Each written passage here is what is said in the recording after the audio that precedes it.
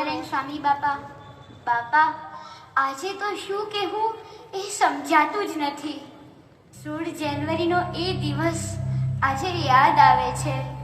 આપ 1421 દિવસ પછી અટલાદરાના આંગણે પધાર્યા અને સૌ વડોદરાવાસીને સુખમાં ગરકાહ કરી દીધા.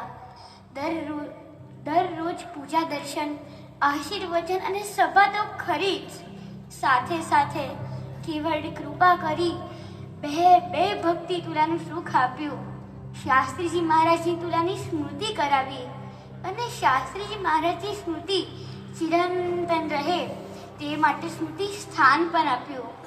બાપા, આપની સૌથી મોટી કૃપા તો એ હતી કે વડોદરા સત્સંગ મંડળને આપની 92મી જન્મ જયંતિની ભેટ આપી કૃતાર્થ કરી દીધા. એમાં પણ આપના જન્મ જયંતિના દિવસે આપે સમયને અવગણી દીધો. સભામાં 3 કલાક સુધી સુખ આપ્યા બાદ 14,000 બાળકોને એક બેઠકે 1 કલાક સુધી મળ્યા. આ તો કેવી કરુણા અને કેવો હેત! બાપા, આવો હેત આપે 32 દિવસ સુધી અમારા સૌ પર વરસાવ્યું. આપની આ હેતલ વર્ષા માટે આપનો આભાર માનવો છે અને સાથે સાથે પ્રાર્થના પણ કરવી છે કે આપનું આ સુખ અખંડ મળ્યા જ કરે.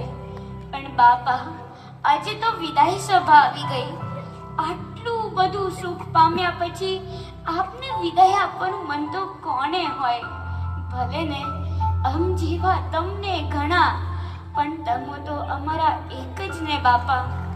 બસ, તો આજે અમારે આપને પ્રોમિસ આપવું છે.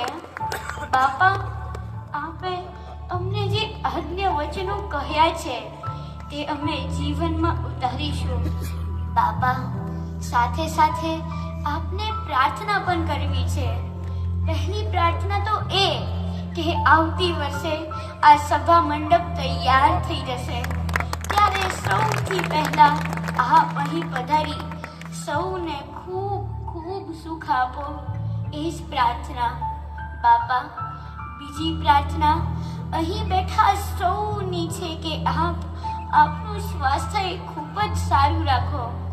બાપા, આપ અમારું જીવન છો, તો ઓછામાં ઓછા 100 વર્ષ સુધી આપ તાજા રહેજો અને અમને અખંડ સુખ આપજો.